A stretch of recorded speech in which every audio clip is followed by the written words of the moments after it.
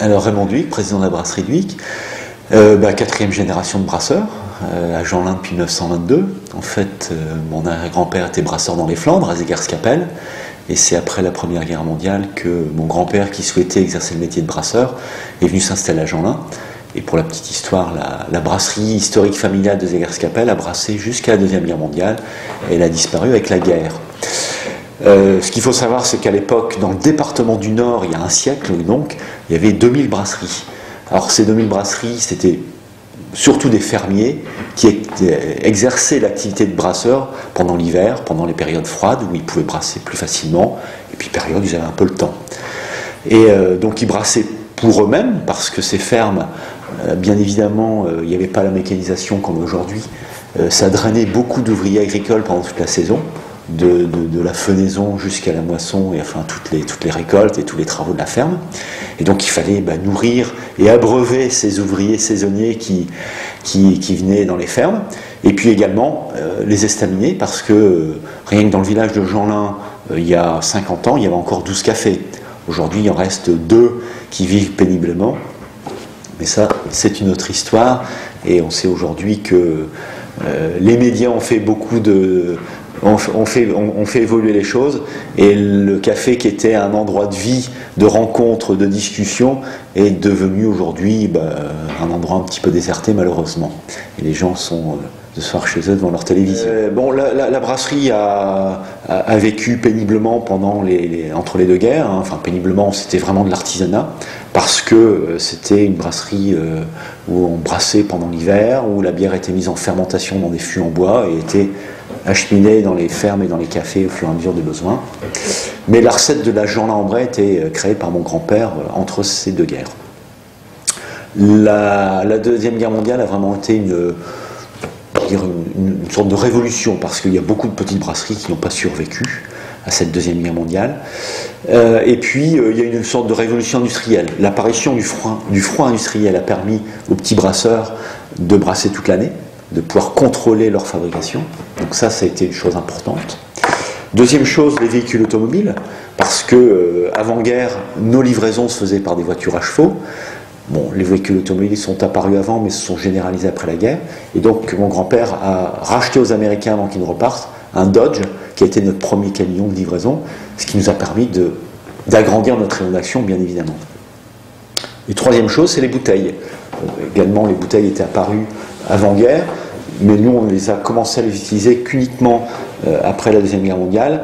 Et l'idée, je veux dire, un peu géniale qu'a eu mon grand-père et mon père à l'époque, c'est-à-dire en 49-50, c'est de mettre dans une bouteille différente, donc dans cette bouteille champenoise 75 centilitres avec un bouchon liège et un fil de fer, la recette de la Jeanlin-en-Bray que mon grand-père avait créée avant-guerre.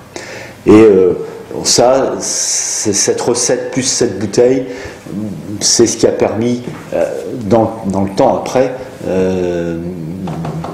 qui a assuré le succès de notre brasserie. Alors on n'y est pas encore, parce que le succès viendra un petit peu plus tard. Et donc, bon voilà, la brasserie après la guerre continue à vivre tranquillement, avec des bières de table, des bières bock, bières de table à 2 degrés, enfin, des boissons qu'on buvait à table en mangeant. Bon, ça, pareil, tout ça a disparu aujourd'hui de nos tables. Il n'y a encore que dans la région nord où on consomme encore de la bière à table. En dehors du nord, bien évidemment, c'est du vin, la bière se consomme au café ou se consomme au moment des apéritifs, des moments de convivialité, on va dire. Et c'est qu'en 68 que vraiment la brasserie a commencé à exploser, c'est-à-dire à s'accroître considérablement, parce que en dehors de notre rayon d'action, les gens commençaient à connaître cette fameuse bière de garde à bouteille 75 centilitres, et c'est le point de départ, c'est plutôt Lille, et c'est à cette époque-là que mon père a décidé de lui donner un nom, parce que jusqu'en 68, cette bière-là n'avait pas de nom. Les gens venaient acheter de la bière de garde, venaient acheter la vieille bière. Et donc il a fallu lui mettre une étiquette, lui donner un nom, lui mettre une étiquette, et c'est en 68 qu'on a choisi le nom de Jeanlin. Et puis bon, après tout ça s'est développé avec le commerce moderne, la grande distribution, qui nous a beaucoup aidé dans le développement. Et après, à partir des années 90, la gamme s'est développée, c'est-à-dire qu'on est passé du développement dans les conditionnements, parce que j'ai parlé de la bouteille 75 centilitres, mais aujourd'hui il y a le pack 6,25, il y a la canette métallique de 50 centilitres, il y a les petits fûts de 5 litres, il y a les fûts pour les cafés. Donc ça, c'est dans la gamme ambrée. Et il y a un développement de la gamme. Bon, comme vous le voyez derrière, il y a la Jeanlin blonde, il y a la Jeanlin numéro 6, il y a les bières saisonnières, bières de Noël, bières de printemps. Il y a la Jeanlin Or qui est notre dernière née. Il y a eu entre deux des produits qui ont vécu, qui ont disparu. Hein. Je pense à la Sebourg, la Saint-Druon, la Fraîche de Lonel qui était une bière bio, les bières J qui étaient des bières aromatisées. Mais ça fait partie de la vie des entreprises. Il y a des choses qui marchent, des choses qui marchent moins bien. Voilà. Voilà où on en est aujourd'hui. Alors, aujourd'hui, on est une vraie industrie. Hein. Vous le verrez sur les images qui auront été tournées. On a brassé l'année dernière 105 000 hectolitres. On a passé pour la première fois la barre des 100 000 hectolitres. 105 000 hectolitres, ça fait plus de 10 millions de litres de bière, donc ce qui est quand même pas rien. On emploie une quarantaine de personnes. On fait un chiffre d'affaires d'à peu près 15 millions d'euros. Donc voilà, donc c'est quand même une entreprise moyenne. Et pour situer par rapport au marché de la bière en France, le marché de la bière en France, c'est à peu près 20 millions d'hectolitres. On en fait 100 000, ce qui fait 0,5%, donc ce qui n'est pas beaucoup. Mais avec 100 000, je dis souvent on est le plus petit des grands et le plus grand des petits. Il y a des gros brasseurs qui dominent le marché de la France.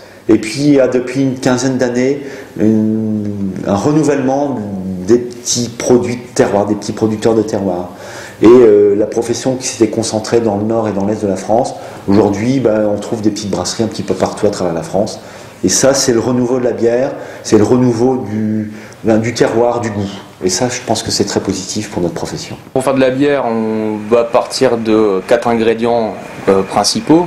Tout d'abord, donc l'eau, qui va nous permettre d'extraire les sucres nécessaires à la production de l'alcool. Ensuite, l'élément principal sur lequel on va jouer beaucoup pour faire les différentes recettes et les différents types de bière, donc c'est le ou les maltes utilisés.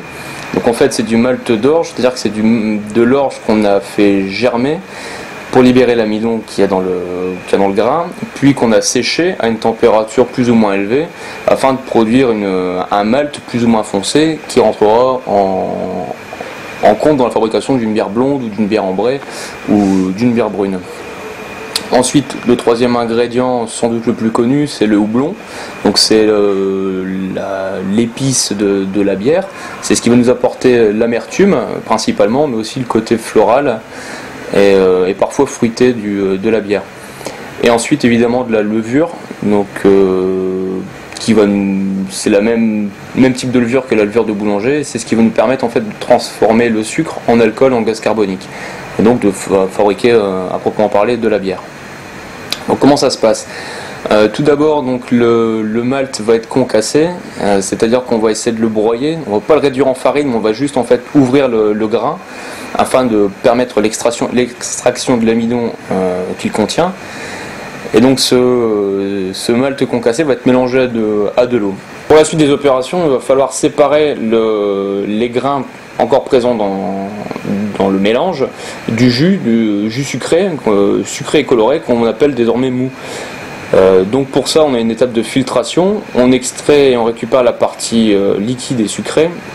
C'est cette partie liquide et sucrée qu'on va faire bouillir pendant à peu près 1h à 1h30. Et c'est à ce moment-là, en fait, pendant l'ébullition, qu'on va ajouter les différents types de houblon. Donc dans un premier temps, le houblon amérisant, qui va conférer uniquement de l'amertume. Et sur les dernières minutes, derniers instants de l'ébullition, des houblons un peu plus nobles qui vont nous apporter un côté plus fruité et plus floral. Pour se représenter un petit peu les quantités, on entend souvent parler, donc on dit souvent que la bière c'est du jus de houblon. En fin de compte, pour faire 1 litre de bière, on prend à peu près 2 litres d'eau, 200 g de malt et à peine 2 g de houblon, pour poser un petit peu les bases des quantités. Une fois que ce mélange a été porté à ébullition, il faut le refroidir le plus rapidement possible avant d'y ajouter la levure qui va nous permettre de fermenter la bière. Donc ici à Jeanlin, on travaille sur 2 types de fermentation différentes. La fermentation haute, donc qui va se dérouler à une vingtaine de degrés, qui nous donneront principalement des bières plus fruitées, un peu plus complexes. Et ensuite une fermentation basse, donc qui se déroule elle plutôt autour de 10-12 degrés et qui nous permettrait d'avoir des bières un peu plus légère, ou en tout cas avec un côté maltais plus marqué.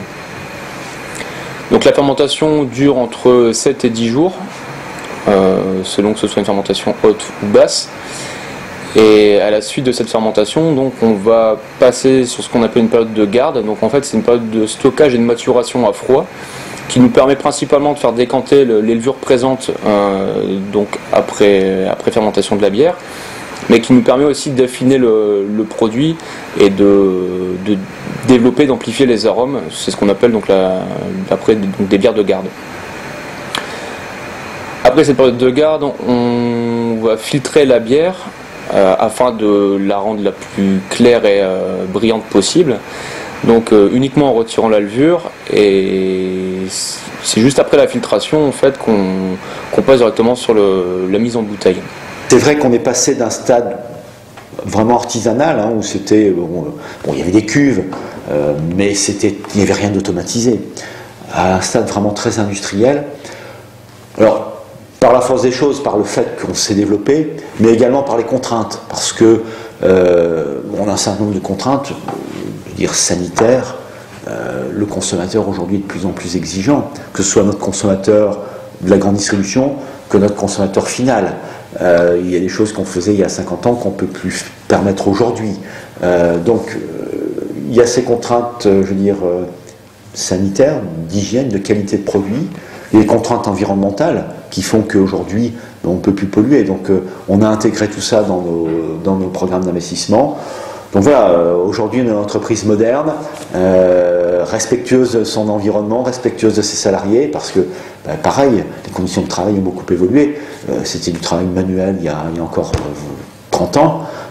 Aujourd'hui tout est automatisé et les gens sont des conducteurs de machines. On a besoin de salariés qui ont des qualifications, la main d'œuvre pure, voilà, on en a plus besoin. Tout ça aujourd'hui c'est automatisé. Donc pour mettre en bouteille, les grandes étapes sont les suivantes. Donc les bouteilles arrivent neuves et propres, mais dans un souci de sécurité, elles sont systématiquement rincées avant d'être remplies. Ensuite donc elles sont remplies, bouchonnées ou capsulées. Et donc après on passe sur toutes les étapes d'emballage secondaire, c'est-à-dire étiquetage, conditionnement en fardeau, en caissette, en pack, et ensuite regroupement sur palette afin de faciliter le transport et la diffusion.